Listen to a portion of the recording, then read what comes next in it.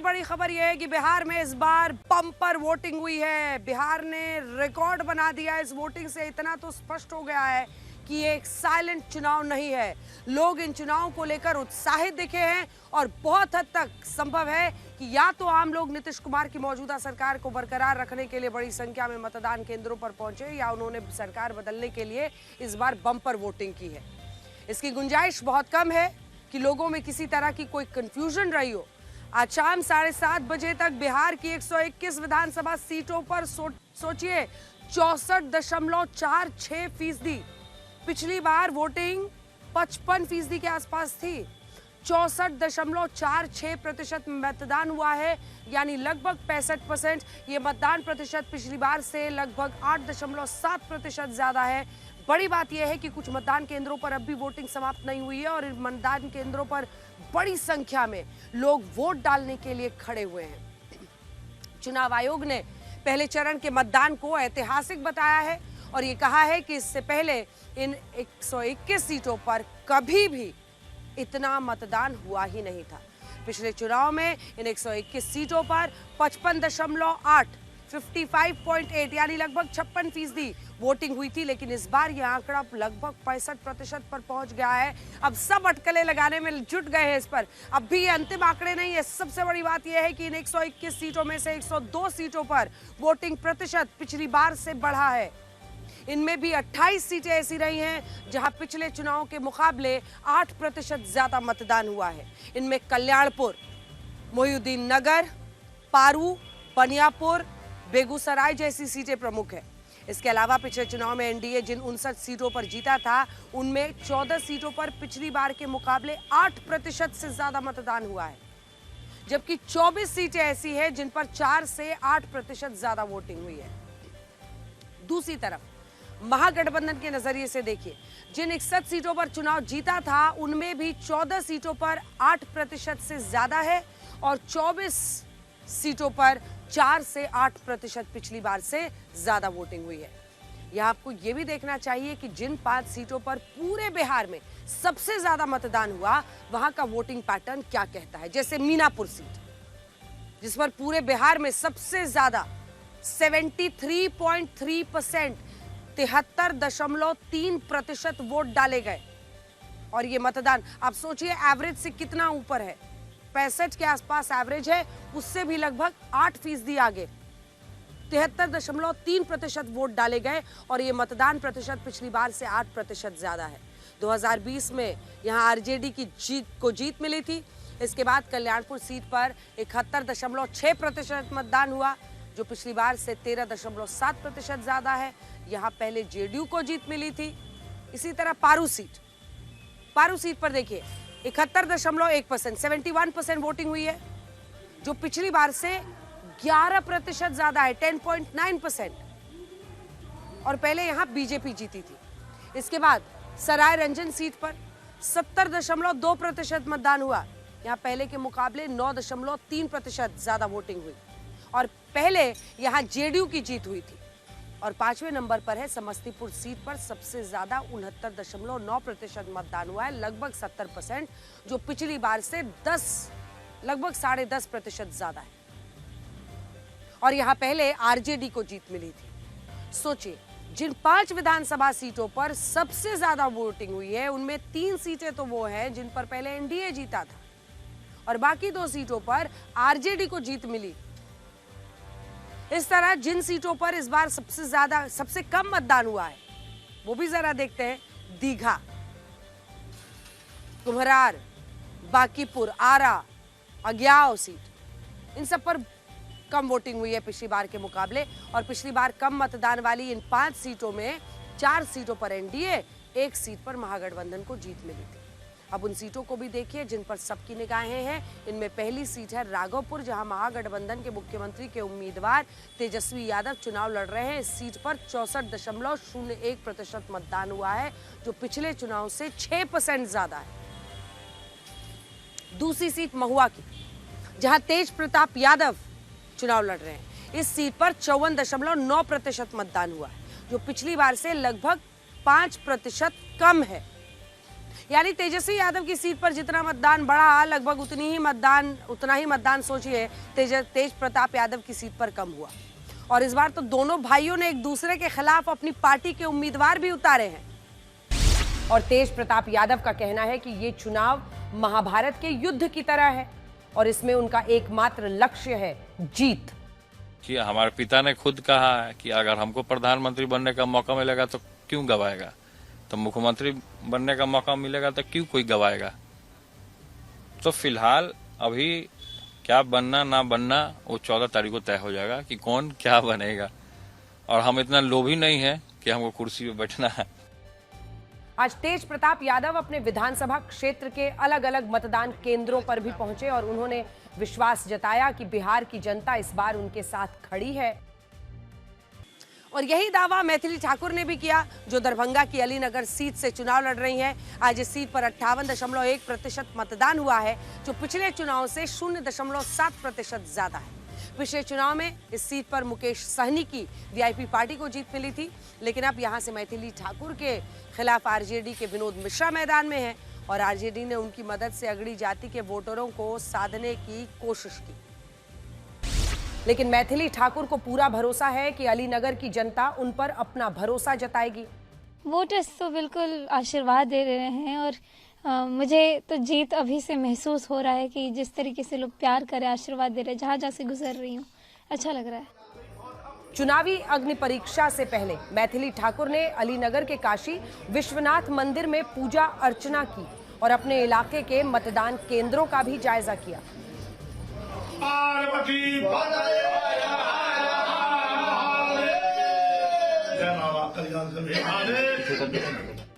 मैथिली ठाकुर ने कहा है कि वो चुनाव जीतकर अपने विधानसभा क्षेत्र अलीनगर का नाम बदलकर सीतानगर करेंगी। लेकिन दूसरी तरफ खेसारी लाल यादव वो बार बार राम मंदिर का मुद्दा उठा रहे हैं और ये पूछ रहे हैं कि क्या मंदिर से युवाओं को रोजगार मिल सकता है। आरजेडी ने खेसारी लाल यादव को छपरा से चुनावी मैदान में उतारा है और आज इस सीट पर भी 56.32% मतदान हुआ। पिछली बार के मुकाबले लगभग 5.5% ज्यादा है। बड़ी बात यह है कि पिछले 3 चुनावों से छपरा सीट पर बीजेपी लगातार जीत रही है और इस सीट को उसका गढ़ माना जाता है। लेकिन आरजेडी को उम्मीद है कि खेसारी लाल यादव इस पर छपरा में बीजेपी को हरा सकते हैं। और आज भी खेसारी लाल यादव सुबह से ही काफी सक्रिय दिखे और उन्होंने अपने विधानसभा क्षेत्र के मतदान केंद्रों का जायजा लिया। मतदान के वक्त खेसारी लाल यादव ने एक बार फिर से राम मंदिर का मुद्दा उठाया और ये कहा कि क्या राम मंदिर में पढ़कर वो मास्टर और प्रोफेसर बन सकते हैं। राम मंदिर में पढ़ के मैं क्या मास्टर बन जाऊंगा? राम मंदिर पढ़ के क्या मैं प्रोफेसर बन जाऊंगा कि मैं अफसर बन जाऊंगा? नहीं, वो आस्था है, वो अलग विषय है। खेसारी लाल यादव लगातार राम मंदिर का मुद्दा उठा रहे हैं और इस पर बीजेपी से रोजगार को लेकर सवाल पूछ रहे हैं। लेकिन बड़ा सवाल यह है कि क्या अयोध्या के राम मंदिर पर खेसारी लाल यादव के इन बयानों से आरजेडी को नुकसान भी हो सकता है। खैर, आज के पहले चरण में मुंगेर जिले की तारापुर सीट पर भी मतदान हुआ, जहां से उप मुख्यमंत्री सम्राट चौधरी चुनाव लड़ रहे हैं। इस सीट पर कितनी वोटिंग हुई है तो एवरेज से कम है, 58.33% मतदान हुआ है, जो पिछले चुनाव से मामूली लगभग 3.5%, 3.3% ज्यादा है। इसके अलावा आज ही मोकामा सीट पर भी वोट डाले गए, जहां से बाहुबली अनंत सिंह चुनाव लड़ रहे हैं, जिन्हें हाल ही में दुलार चंद यादव की हत्या के लिए गिरफ्तार किया गया। अनंत सिंह जेडीयू के उम्मीदवार हैं, जबकि आरजेडी ने इस सीट से बाहुबली सूरजभान सिंह की पत्नी वीणा देवी को टिकट दिया है। इस बार इस सीट पर वोटिंग हुई है 62.2%। पिछली बार से जानते हैं कितना ज्यादा? 8.1%, 8% ज्यादा वोटिंग हुई है। सोचिए, मोकामा ने तो इतिहास रच दिया। वैसे आज पहले चरण के चुनाव में सबसे ज्यादा जोर महिला वोटर्स का दिखा और लगभग सभी सीटों पर मतदान केंद्रों के बाहर महिलाओं की लंबी लंबी कतारें नजर आई हैं। देखिए, और लगभग हर सीट पर महिला वोटर्स की अच्छी खासी संख्या देखी गई। एक तस्वीर सिवान से जो हम लेकर आ रहे हैं और रघुनाथपुर से खास तौर पर लेके आ रहे हैं, वो है महिला वोटर्स की तादाद। बड़ी संख्या पे आपको पोलिंग स्टेशन में इस वक्त महिला वोटर्स दिखाई देंगे। सबसे दिलचस्प ये है कि जिस महिला वोटर की चर्चा लगातार बिहार में होती है, वो महिला वोटर यहां पर पुरुष मतदाताओं से ज्यादा उत्साह दिखाते हुए लोकतंत्र में अपनी भागीदारी सुनिश्चित करने के लिए यहां कतार लगा करके खड़ी हैं। आप मेरे पीछे देख सकते हैं कि काफी लंबी लाइनें लगी हुई हैं और एक नहीं 3-3 लाइनें लगी हुई है। इस बार एनडीए और महागठबंधन दोनों ने महिला वोटर्स को साधने की कोशिश की है और ऐसे में बड़ा सवाल यही रहेगा कि जो महिलाएं मतदान केंद्रों पर पहुंची, उन्होंने किस गठबंधन के पक्ष में मतदान किया। हम लोग ही तो किस्मत का फैसला कर सकते हैं ना। हम लोग का एक वोट महत्वपूर्ण रखता है। मैं विकास के मुद्दे पर वोट दी हूँ और आगे अच्छा हो, इन फ्यूचर भी अच्छा, प्लानिंग भी अच्छा हो, जो भी हो अच्छा हो। बिहार के लिए सबसे बड़ा यूथ के लिए क्या है, अभी अनएम्प्लॉयमेंट है, गर्ल्स के लिए सेफ्टी है। अभी तो क्या, अभी हम लोग वोट दे रहे हैं, वादे तो कर लिए गए हैं, अब तो बाद में देखा जाता है ना वादे पूरे होते हैं या नहीं। इसमें पढ़ाई में मैंने सरकार हम लोगों को बच्चा सबको कपड़ा किताब देने के लिए पैसा वैसा भेजते हैं। उन लोग को हर चीज का साधन है, साइकिल वाइकिल सब चीज का साधन मिलता है सर। पिछले चुनावों में भी महिलाओं ने पुरुषों से ज्यादा मतदान किया था और तब भी महिलाओं की लंबी लंबी कतारें देखी गई थी और आज भी ऐसा ही हुआ। और इन लंबी लंबी कतारों में मुस्लिम महिलाओं की भी अच्छी खासी भागीदारी दिखी, जिनके बुर्के और हिजाब पर भी खूब विवाद है। और जो मुस्लिम महिलाएं बुर्के में वोट डालने के लिए आईं, उनका बुर्का हटाकर पहले चेहरा भी देखा गया। ये सही है, जिसका जो अपना अधिकार है वही नहीं इस पे रहे, तो उसका जिसका जो है वही तो चेक कर करके कोई गलत नहीं हो रहा। तो ये क्या कहते हैं, रोका जा सकता है। इससे तो बुर्का जो चेक हो रहा है तो उससे तो रोका ही जा रहा है। चेहरा फेस जो किसी का देखा जा रहा है या चेहरा देखा जा रहा है तो चेक जो हो रहा है तो उससे तो रोका ही ना हुआ कि वोट चोरी न हो। बहुत सारी मुस्लिम महिलाओं ने कहा कि उन्हें बुर्का हटाकर अपना चेहरा दिखाने से कोई आपत्ति नहीं है, जबकि कुछ महिलाएं इससे नाराज दिखी। दिखाने में कोई नहीं है, दिखाना जरूरी है, समझे, दिखाना भी जरूरी है। ठीक है, दिखा देंगे, औरत तो रहेगी वहाँ पे ना देखने के लिए, तो दिखा देंगे, कोई दिक्कत नहीं है। जब पर्दे में है तो वहाँ पे तो चेहरा ही खुलेगा ना। लोग का मुस्लिम का ये एक धर्म है और इस धर्म को हटाएगा तो ये गलत नहीं है। कई विधानसभा क्षेत्रों में मतदान केंद्रों के बाहर मुस्लिम वोटर्स की अच्छी खासी तादाद देखी गई। पहले चरण में लगभग 8 सीटें ऐसी थी जिन पर मुस्लिम वोटर्स की आबादी 15% या उससे ज्यादा है। इनमें 6 सीट पर ज्यादा मतदान हुआ और 2 सीटों पर पिछली बार के मुकाबले कम मतदान हुआ है। इनमें मुस्लिम और अगर आप देखिए तो जो एम फैक्टर कहते हैं, मुस्लिम फैक्टर वाली जिस सीट पर सबसे ज्यादा मतदान हुआ है वो है दरभंगा की केवटी सीट। जानते हैं इस पर पिछली बार से लगभग 5.5%, 5.7% ज्यादा मतदान हुआ और ये सीट 2020 में बीजेपी ने जीत ली थी। देखिए, मुस्लिम बहुल सीटों में ये भी होता है कई बार पर, अगर आप देखें कि मुस्लिम जो पूरे बिहार का एवरेज है 18% उससे ज़्यादा हो, तो ऐसे में जो बाकी हिंदू होते हैं उनमें काउंटर कंसोलिडेशन हो जाता है और जीत उनकी हो जाती है, बीजेपी की। तो मतलब जहां मुस्लिम वोट ज़्यादा है वहां पर फायदा कई बार बीजेपी ले जाती है। अब अगर अगले चरण के मतदान का विश्लेषण करें तो 5 बातें पता चलती हैं। सबसे पहली बात तो ये है कि इस बार बिहार के लोगों में चुनाव को लेकर बहुत उत्साह दिखा और ये बहुत अच्छी बात है। देखिए, आज सुबह से हम लोग आज तक पर ये कह रहे थे कि 100% कर दीजिए, इस बार रिकॉर्ड बना दीजिए, क्योंकि भारत में बिहार जैसे राज्य में जो राजनीतिक चेतना लोगों की है, जो जानकारी है, उसका कोई सानी नहीं है और इसीलिए बढ़ चढ़ कर लोकतंत्र के इस पर्व में हिस्सा नहीं लिया तो क्या किया। इसीलिए देखिए, आज बिहार की जनता इतना बढ़ चढ़ कर निकली है। उत्साह वोटर्स में तभी दिखता है जब उन्होंने अपनी पसंद को लेकर एक राय बनाई होती है। दूसरा, इस बार मतदान केंद्रों पर महिलाओं की लंबी लंबी कतारें दिखी और अब ये स्पष्ट है कि महिलाएं ही इन चुनावों में सबसे बड़ी किंग मेकर साबित होंगी। पिछली बार महिलाओं ने पुरुषों के बनिस्बत ज्यादा वोट किया था। आपको पता होगा कि बिहार में एनडीए की सरकार ने 1.5 महिलाओं को 10-10 हजार रुपए बांटे हैं, जबकि तेजस्वी यादव ने कहा है कि उनकी सरकार बनी तो मकर संक्रांति पर महिलाओं के खाते में वो एक मुश्त 30 हजार रुपए डालेंगे। तो महिलाओं की ये लंबी लंबी कतारें किस पार्टी की तरफ जाएंगी, ये बहुत दिलचस्प होने वाला है।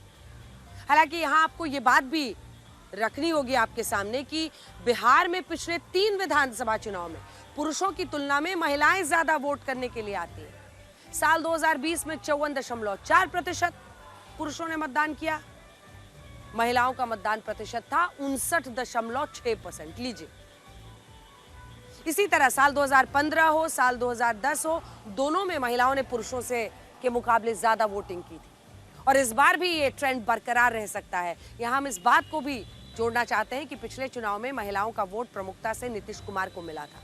नीतीश कुमार के लिए कहा जाता है कि उन्होंने महिलाओं का एक खास वोट बैंक बनाया है। कई मुद्दे माने जाते हैं कि चाहे वो पंचायत में आरक्षण हो, शराबबंदी हो, साइकिल लड़कियों को देना हो, या फिर पोशाक देना हो, पोशाक जो उनकी स्कीम है, या फिर किताबें, तमाम चीज़ें मुहैया करानी हो, गर्भावस्था में क्या होता है, महिला जो वृद्ध हैं उनके लिए जो योजनाएं, बहुत सारी अनेकों योजनाएं हैं। इसीलिए माना जाता है कि नीतीश कुमार ने महिलाओं का एक खास वोट बैंक बनाया है। इसके पीछे उनकी कई योजनाएं हैं, जिनमें चर्चित योजनाएं हमने आपको बताई, लेकिन एक जो सबसे प्रभावी योजना रही वो है मुख्यमंत्री बालिका साइकिल योजना, जिसके तहत साल 2006 में नीतीश कुमार ने स्कूल में पढ़ने वाली छात्राओं को साइकिल देने की शुरुआत की और इसके बाद उन्होंने पंचायत चुनाव में महिलाओं को 50% आरक्षण दिया। तभी से चुनाव में महिलाओं की भागीदारी पुरुषों से ज्यादा हुई। वैसे एक दिलचस्प आंकड़ा ये भी है कि पिछले चुनाव में जिन 119 सीटों पर पुरुषों के मुकाबले महिलाओं ने ज्यादा वोट डाले थे, उन 119 सीटों में 72 सीटें जीती एनडीए ने और महागठबंधन ने जीती 30 कम 42 सीटें। जबकि जिन 124 सीटों पर पुरुषों ने ज्यादा वोट डाले, उनमें से सबसे ज्यादा 68 सीटें पर महागठबंधन को जीत मिली और लगभग, अब सोच लीजिए कि 14-15 सीटें कम 53 सीटें एनडीए। इसका मतलब ये हुआ कि जहां पुरुष ज्यादा मतदान करते हैं वहां महागठबंधन की जीत की संभावना ज्यादा होती है और जहां महिलाएं ज्यादा मतदान करती हैं वहां एनडीए का पलड़ा साफ भारी होता है। और इस बात पहले चरण में महिलाओं की बम्पर वोटिंग से लगता है कि एनडीए के खेमे में खुशी होगी। ये कतार देखिए पहले जो चर्चा होती है, और आप भी लगातार अलग अलग जिलों में घूम रही हैं, तो आपको भी मालूम है कि महिला वोटर्स की भूमिका बिहार चुनाव में कितनी रहती है। कुछ एक सवाल करते हैं, आई हैं वोट देने, सुबह नाश्ता वास्ता बना लिया? नहीं बनाए, जाके बनाइएगा। जाके बनाए। अच्छा, मुद्दा क्या है? विकास हुआ है या विकास होना है? बहुत कुछ हुआ है मगर बहुत होने वाला है। अमित, एक बार जल्दी से आप चलते हुए जाइए, दिखाइए कितनी लंबी कतार है। देखिए अंत तक पहुंचिए आप, चलिए एक बार चला जाए, क्योंकि वहाँ पे महिलाएं, आपको कुछ पत्ता तो अपना खोलने वाली है नहीं। देखिए, एक बार चलते हुए दिखा दीजिए कितनी लंबी कतार है। जी, यहाँ से कतार शुरू होती है रघुनाथपुर का प्रतापपुर गांव, जो मोहम्मद शहाबुद्दीन का भी गांव था। आप देखिए कतार में लंबा, सबके हाथ में वोटर आईडी। मैं ये भी बता दूं, दो तरह के आईडी कार्ड्स भी लेके आए हैं कि कहीं कोई दिक्कत नहीं हो। आधार कार्ड भी है, वोटर आईडी भी है सबके हाथ में, और ये कतार आगे चलती जाएगी। मदन जी हमारे साथ ये तस्वीरें आपको दिखा रहे हैं, और दूसरी तरफ भी जो लाइन है वहां 2 लाइनें लगी हुई हैं महिलाओं की। अम्मा वोट डालने की पूरी तैयारी से आए हैं? सारा आईडी कार्ड वगैरह है? अमित एक सवाल आपको बताती हूँ, पूछिए का सोचा तारू, काम भइल बा कि ना, ये पूछिए काम भइल बा कि ना। ठीक है अंजना, ये भी ट्राई करते हैं फॉर्मूला। काम वाम भइल क्यों ना यहाँ? ना अभी नहीं है भाई। क्षेत्र में, गांव में अब कहने लोग आयल हुई तो देख के गोइल हुई, अब हमनी के तो बाकी है बनी सो। देखिए कोई फॉर्मूला अपनाइए अंजना, यहाँ जो है कुछ नहीं दाल गल नहीं रही है, लेकिन आप लोग भी कुछ नहीं चलेगा। अब आप ये देखिए कि हमारे संवाददाताओं ने रिपोर्टिंग के दौरान पोलिंग बूथ पर क्या देखा। इस समय बक्सर से हिमांशु मिश्रा हमारे साथ जुड़े रहे हैं, लेकिन आपको ये बता दें कि पूरे दिन दरअसल बक्सर से हिमांशु मिश्रा ने रिपोर्टिंग की है। उन्होंने कतारें देखी है, पोलिंग बूथ के बाहर वो मौजूद थे, अब वो पटना लौट गए हैं। ऐसे ही मौसमी सिंह आज दिन भर तैनात रही सारण में, अब वो भी पटना लौटी हैं। मोकामा में रहे शशि भूषण, फिर लखीसराय पहुंचे तो शशि भूषण भी हमारे साथ जुड़ गए हैं। पटना से गौरव सावंत हमारे साथ जुड़ रहे हैं, रोहित सिंह हमारे सहयोगी हमारे साथ जुड़ जाएंगे और सुजीत झा भी हमारे साथ लाइव जुड़ गए हैं। अब ये आपको बताएंगे कि इन्होंने मतदान केंद्रों पर किसका माहौल देखा है। तो आइए शुरुआत करते हैं और सबसे पहले मैं चलना चाहती हूँ इस वक्त अपने सहयोगी शशि भूषण के पास। शशि, देखिए मोकामा हॉट सीट, पटना की वो सीट, अनंत सिंह पूरा एक बवाली कटा हुआ था, लेकिन आज तो पटना की जनता ने रिकॉर्ड ही तोड़ दिया है, बिहार की जनता ने रिकॉर्ड तोड़ दिया है। पहली बार 60% के पार, तो 5 बजे ये आंकड़ा हो गया था, 6 बजे फिर उसके भी आगे निकल गया। कुल मिलाकर देखिए, मेरा सवाल आपसे ये है कि पिछली बार 119 सीटों पर औरतों ने ज्यादा वोट किया था, ज्यादा सीटें उसमें से गई सीधा एनडीए को। पिछली बार पुरुषों ने जिन सीटों पर 123 सीटों पर ज्यादा वोट किया था, उनमें ज्यादा सीट गई महागठबंधन को। आपने आज मौके पर क्या देखा? क्या महिलाओं की कतारें ज्यादा लंबी थी? और ये क्या संकेत दे रहा है आपकी नजर? बिल्कुल कतारें लंबी थी और 2010 में भी हमने इसी तरह की कतारें देखी थी। उस वक्त जब हम रिपोर्टिंग कर रहे थे तो उम्मीद नहीं थी कि एनडीए को इतना बड़ा बहुमत मिलेगा। लेकिन एक सच्चाई ये है जना कि बिहार में जो महिला वोट बैंक, जिसको दूसरे राज्यों में भी अब तरजीह मिलने लगी है, उसकी चर्चा होने लगी है, उसका एक्सपेरिमेंट कहीं ना कहीं नीतीश कुमार ने किया 2005 में शासन में आने के बाद। और 2010 तक आते आते उन्होंने इस वोट बैंक को धीरे धीरे खड़ा किया। ठीक है, आज लोगों को ये लग सकता है कि 10,000 रुपए की राशि मिल रही है, कैश बेनिफिट मिल रहा है, योजनाएं दूसरी मिल रही है, लेकिन इसके पहले भी जो राशियां मिलती थी अलग अलग मदों में, वो बिहार में उन महिलाओं के पास जाती थी। मसलन मैं 1-2 एग्जाम्पल देना चाहूंगा। जो छात्राओं को प्रोत्साहन राशि जो मिलती है, बालिका पोशाक योजना, साइकिल योजना, तो ये तमाम योजनाएं जो बेटियों को मिलती हैं या घर के बच्चों को मिलती हैं, इस पैसे पे घर की महिलाओं का ही अधिकार होता है। ये बहुत क्लियर है। अच्छा, जल्दी से रोहित आपके पास आते हुए, रोहित, मेरा सवाल यह है कि ठीक है, बहुत सारी, मतलब अगर आप शुरू कीजिए तो औरतों के पक्ष में एक नहीं अनेकों फैसले, पंचायत में आरक्षण से शुरुआत, उसके बाद से शराबबंदी, लड़कियों को साइकिल, ये पोशाक देना, बहुत सारी चीजें हैं। लेकिन गेम चेंजर 10,000 वाले को इसलिए माना जा रहा है कि मैं खुद घूमी हूँ, दरभंगा से लेकर शुरुआत हुई थी, सीतामढ़ी, मुजफ्फरपुर, पटना, नालंदा, बेगूसराय, पूर्णिया, भागलपुर, मतलब जमुई, हर जगह औरतें मिल रही हैं। और किसी को माइक लगा दीजिए, मिला है, पैसा मिला है, क्या किए हैं, मशीन खरीदे, सिलाई का, गैया, बाछी, बकरी। 1,51,00,000 औरतें, अगर 3-3.5 करोड़ में से उनको आपने दे दिया है, तो क्या इसका असर दिख रहा है? और आज के वोटर टर्नआउट का आपकी क्या रीडिंग है, रोहित? अंजना, देखिए, इसको अगर मैं एक शब्द में बोलूं, ये जो 10,000 रुपये का कैश ट्रांसफ़र कराया गया था चुनाव से ठीक पहले और चुनाव के दौरान भी जो एक स्कीम के तहत जो किया जा रहा है, तो ये एक साइलेंट इंजेक्शन जो है वो हो सकता है महिलाओं के लिए, क्योंकि ये बहुत ही साइलेंटली काम करता है।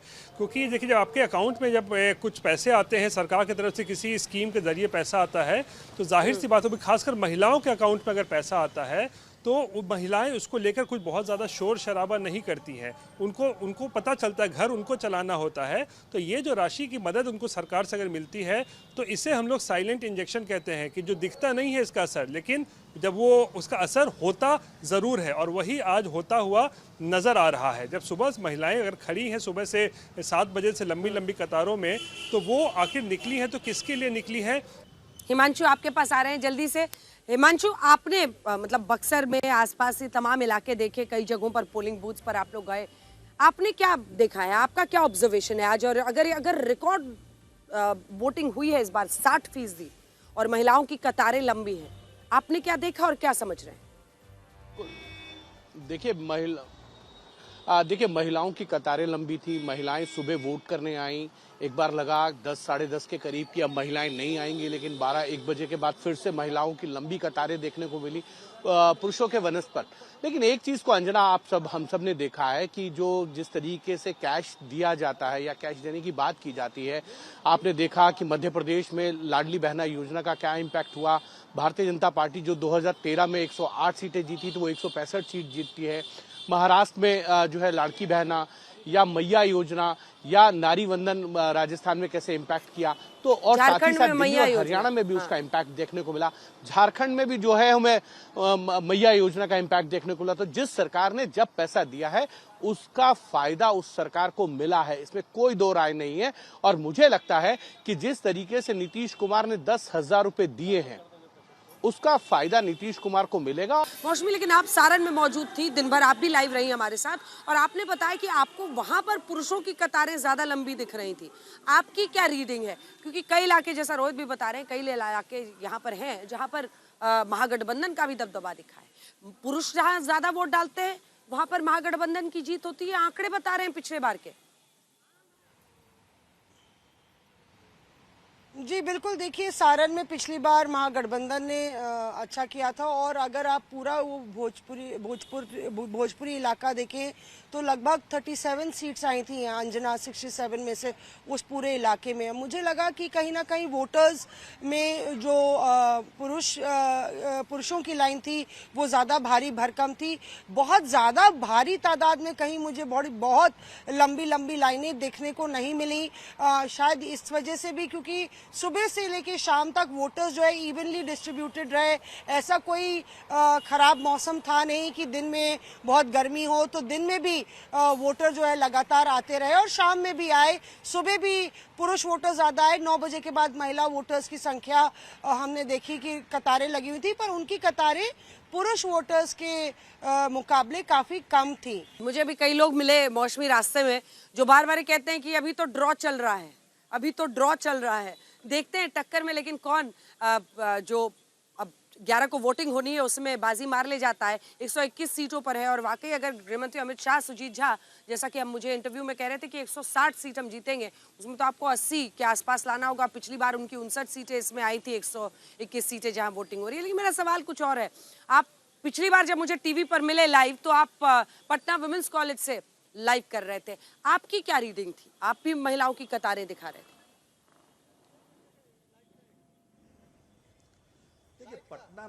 पटना का जो शहरी इलाका है उसमें तो ये बीजेपी का गढ़ रहा है हमेशा से, इसमें कोई महिला और पुरुष का कोई मतलब नहीं है। लेकिन जो मैंने बातचीत की है पूरे बिहार में, पूरे डिस्ट्रिक्ट में, उस हिसाब से मैं आपको बता सकता हूँ कि वोटिंग परसेंटेज एक बढ़ा है। इसको लेकर काफ़ी हंगामा है कि भाई ये बदलाव के लिए है क्या, क्योंकि आमतौर पर लोग कहते हैं कि बदलाव के लिए ही ज़्यादा वोटिंग होती है, एग्रेसिव वोटिंग होती है।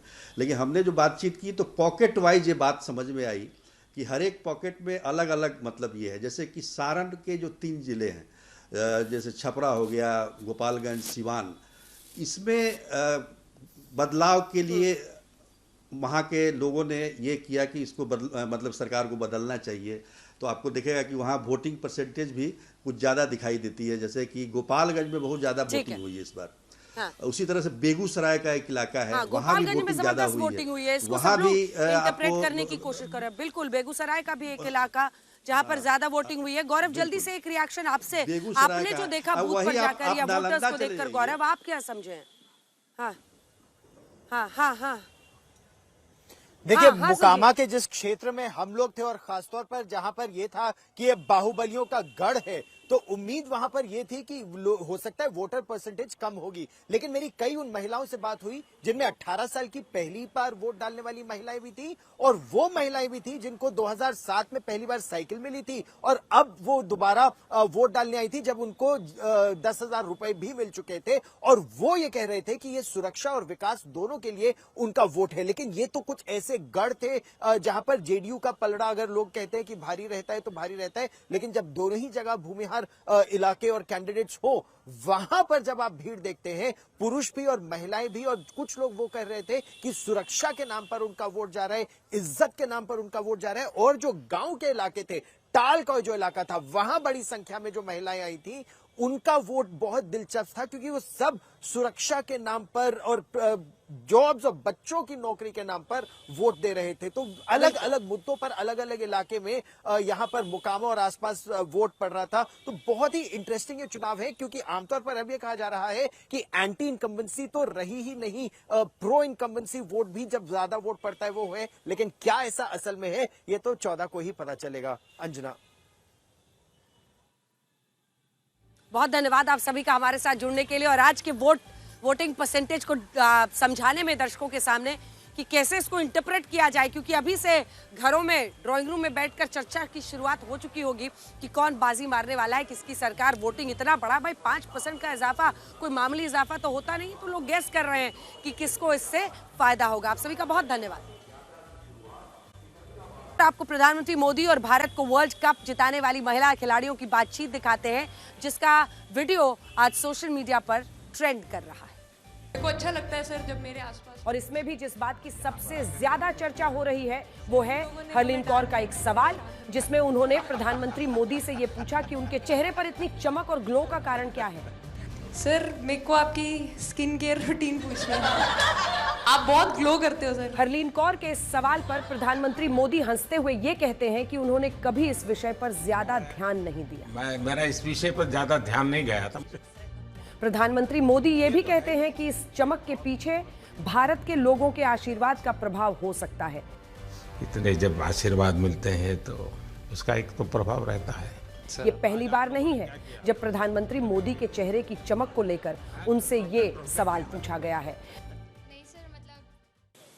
और ये बात साल 2020 की है। तब एक कार्यक्रम में प्रधानमंत्री मोदी ने कहा था कि कई साल पहले भी उनसे एक व्यक्ति ने यही सवाल पूछा था कि उनके चेहरे पर इतनी चमक कैसे रहती है, और तब उन्होंने कहा था कि इस चमक के पीछे उनकी मेहनत, उनका पसीना है। सुनिए। मुझे एक बार किसी ने बहुत साल पहले पूछा था कि आपके चेहरे पर इतना तेज क्यों है, तो मैंने बड़ा आसान जवाब दिया था। मैंने कहा मेरे शरीर में इतना पसीना निकलता है, मेहनत करता हूँ और मैं उसी पसीने से मालिश करता हूँ, इसलिए चमक जाता है। खैर, वापस इस मुलाकात पर लौटते हैं और आपको ये दिखाते हैं कि प्रधानमंत्री मोदी ने दीप्ति शर्मा से उनके टैटू के बारे में बात की। कोई बहुत कुछ बोलते हैं लेकिन और ये टैटू भगवान हनुमान का है, जिसे दीप्ति शर्मा ने अपने हाथ पर गुदवाया हुआ है। आप ये टैटू लगा कहीं घूमती रहती हैं तो हनुमान जी तुम्हें क्या मदद करते हैं? वो भी दीप्ति शर्मा ने कहा कि भगवान हनुमान उन्हें हर कठिनाई से निकालने में मदद करते हैं। जब भी ऐसा मोड़ आता है कि कठिनाइयाँ आती हैं तो मतलब उनका नाम लेती हूँ तो मुझे लगता है कि वो कठिनाइयों से मैं बाहर आ जाती हूँ। इतना बिलीफ है उनके ऊपर। प्रधानमंत्री मोदी ने सभी खिलाड़ियों को जीत की बधाई भी दी और उन्हें खाने के लिए अपने हाथ से लड्डू भी दिए। महिला खिलाड़ियों ने यह भी कहा कि जब 2017 में वो वर्ल्ड कप हार गई थीं, तब भी प्रधानमंत्री मोदी उनसे मिले थे और उनका हौसला बढ़ाया था। और ये प्रधानमंत्री मोदी की खासियत है। प्रधानमंत्री मोदी अंतर्राष्ट्रीय स्तर पर अगर आप देखें तो भारत का प्रतिनिधित्व करने वाले जो खिलाड़ी हैं उनसे जुड़े रहते हैं, उनसे मुलाकात करते हैं। और कई खिलाड़ी तो उसके बाद बता भी रही थी कि हमें एहसास ही नहीं था कि प्रधानमंत्री हमको इस तरह से हमारे बारे में जानते हैं, फॉलो करते हैं। देखिए, चाहे ओलंपिक खेल हो की बात हो, क्रिकेट की बात हो, परीक्षा पे चर्चा हो, चंद्रयान मिशन के दौरान पूर्व इसरो चीफ के सिवन का हौसला बढ़ाना हो, प्रधानमंत्री मोदी हर बार एक अभिभावक की भूमिका में नजर आए। और उनकी सबसे बड़ी ताकत यह है कि वो देश के लोगों को बताते हैं कि यही लोग भारत के असली ब्रांड एम्बेसडर हैं और उनसे ही हमारा देश महान होगा, नाम रोशन होगा। और इस बार भी महिला खिलाड़ियों से मुलाकात करके उन्होंने ये बताया कि अगर ये लड़कियां भारत का मान बढ़ा सकती हैं तो देश की बाकी लड़कियां भी ऐसा कर सकती हैं। पूरा देश देख रहा है और गर्व कर रहा है। मैं तो आप लोगों को सुनना चाहता हूँ, आपके अनुभव। मेरे को लगा नहीं आपसे बात हो। इस मुलाकात में महिला खिलाड़ी अरुंधति रेड्डी ने ये कहा कि उनकी मां प्रधानमंत्री मोदी को अपना हीरो मानती है। पहले मेरे को मेरी मम्मी की मैसेज देनी थी आपको, मेरे को लगा नहीं आपसे बात होगी, पर उन्होंने बोला कि आप उनके हीरो हो। अभी तक 4-5 बार उनका कॉल आ गया कि आप मेरे हीरो से कब मिल रही है, मेरे हीरो से कब मिल रही है। महिला खिलाड़ियों की बातों पर कोच अमोल मजूमदार ने मजाकिया अंदाज में कहा कि इनकी इन्हीं बातों ने उनके बाल 2 साल में सफेद कर दिए हैं। सर, आपने देखा सवाल कैसे आते हैं, अलग अलग कैरेक्टर्स हैं। 2 साल हो गए इनका हेड कोच बना हूँ, बाल सफेद हो गए मेरे। इस मुलाकात में प्रधानमंत्री मोदी ने सभी खिलाड़ियों से उनके प्रदर्शन और उनके पीछे की कहानियों के बारे में बात की। शेफाली, आप रोहतक से हैं, वहाँ तो सब पहलवान पैदा होते हैं, तो आप कहाँ इस दुनिया में चली गई? हाँ जी सर, वहाँ से पहलवानी और कबड्डी बहुत ज़्यादा निकलती है, बट आई थिंक मेरे पापा का बहुत ज़्यादा हाथ रहा, क्योंकि उनको नहीं, पहले कभी अखाड़े वाला खेल नहीं किया? कभी नहीं किया? नहीं किया सर। अच्छा। महिला खिलाड़ियों के साथ प्रधानमंत्री मोदी की बातचीत का ये वीडियो अब पूरे देश में ट्रेंड कर रहा है। बच्चों का यही हाल। मैं वर्तमान में जीता हूँ।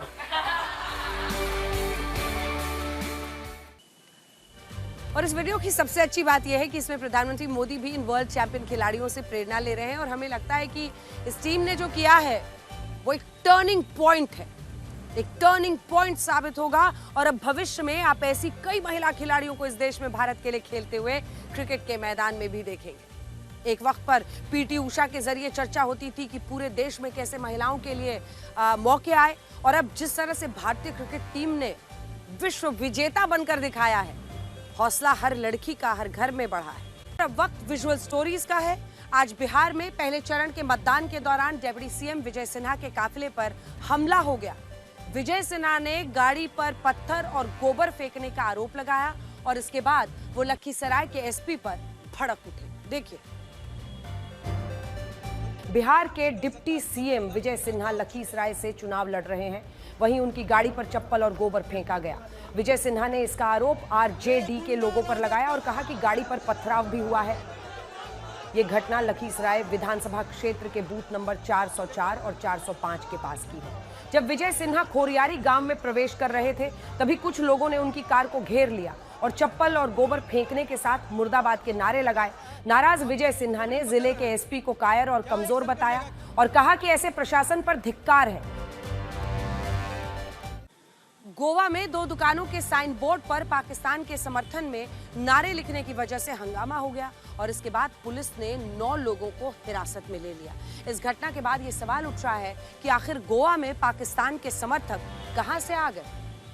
गोवा में 2 अलग-अलग दुकानों के साइन बोर्ड पर पाकिस्तान जिंदाबाद के नारे लिखे गए। इसकी तस्वीरें वायरल होने के बाद पुलिस ने कार्रवाई की और 9 लोगों को हिरासत में ले लिया। इनमें दोनों दुकानों के मालिक और एलईडी साइन बोर्ड पर पाकिस्तान जिंदाबाद लिखने वाले आरोपी शामिल हैं। पुलिस ने इस हेयर कटिंग सलून और विस्कीपीडिया के एलईडी बोर्ड भी काट दिए और मालिकों पर भारत की एकता, अखंडता, सुरक्षा और संप्रभुता को खतरे में डालने की धाराओं में मामला दर्ज कर लिया। जिन लोगों ने पाकिस्तान जिंदाबाद लिखा वो यूपी, बिहार, दिल्ली और कर्नाटक के रहने वाले हैं। मध्य प्रदेश के खंडवा में एक बाइक और कार के बीच टक्कर हुई, जिसमें रॉन्ग साइड जा रहा बाइक सवार कार की टक्कर में हवा में 5 फीट ऊपर उछल गया। ये खबर हम आपको इसीलिए आज दिखा रहे हैं ताकि आप भी समझिए, क्योंकि कई बार जल्दबाजी में रॉन्ग साइड जो लोग ले लेते हैं उनको ये वीडियो आज जरूर देखना चाहिए। ये पूरी घटना सीसीटीवी कैमरे में रिकॉर्ड हुई है। ये एक्सीडेंट खंडवा में एक तिराहे पर हुआ जब एक कार सीधी जा रही थी और एक बाइक सवार व्यक्ति टी पॉइंट की तरफ आ रहा था, लेकिन बाइक चला रहा व्यक्ति बिना देखे उल्टी दिशा में मुड़ गया और उधर से आ रही कार से टकरा गया। इस टक्कर के बाद ये व्यक्ति हवा में उछल गया। ये एक्सीडेंट तमाम लोगों के लिए सबक है जो ऐसी जगहों पर अंधाधुंध वाहन चलाते हैं। बाइक चला रहे व्यक्ति ने हेलमेट भी नहीं पहना था और उल्टी दिशा में बिना रुके और बिना देखे मुड़ गया। कार चला रहे व्यक्ति को ये उम्मीद भी नहीं होगी कि इस तरह सामने से अचानक कोई आ जाएगा।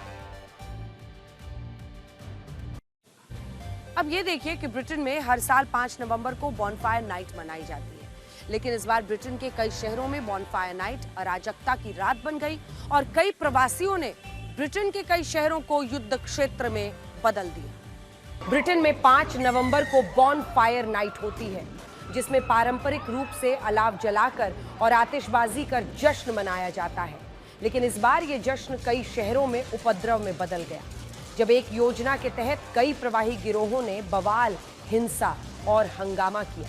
पुलिस के मुताबिक कई शहरों में नकाब पहने प्रवासी युवाओं ने पुलिस पर पत्थर फेंके, गाड़ियों में आग लगाई और आतिशबाजी को हथियार की तरह इस्तेमाल किया। लंदन में सैकड़ों नकाबपोश व्यक्तियों ने पुलिस पर आतिशबाजी दागी, पत्थर फेंके और कचरा पेटियों में आग लगा दी। लिवरपूल में भी पुलिस वाहनों पर हमला किया गया और आतिशबाजी से विस्फोट किए गए। मैनचेस्टर और बर्मिंघम में भीड़ ने सड़कें ब्लॉक कर दी, दुकानों में लूटपाट की और पुलिस से भी झड़प हुई। पुलिस ने इन हमलों को सुनियोजित बताया है, जिसके लिए सोशल मीडिया के जरिए लोगों को उकसाया गया। पुलिस ने इसके लिए जिम्मेदार तमाम लोगों को गिरफ्तार कर लिया है। डोनाल्ड ट्रंप भारत पाकिस्तान युद्ध को लेकर इतने आसक्त हो सकते हैं कि वो हर दिन इससे जुड़ा बयान देना चाहते हैं, चाहे उसका कोई मतलब हो या कोई मतलब ना हो। युद्ध में कितने फाइटर जेट गिरे, इसको लेकर डोनाल्ड ट्रंप ने नया बयान दिया है। उनका कहना है कि भारत पाकिस्तान युद्ध में 8 फाइटर जेट्स क्रैश हुए थे। जिस तरह से डोनाल्ड ट्रंप अपने बयानों से भारत के फाइटर जेट्स गिरा रहे हैं, अगर ऐसे ही चलता रहा तो ट्रंप का कार्यकाल खत्म होने तक वो बयानों से ही भारत की 100-150 फाइटर जेट्स तो गिरा ही देंगे।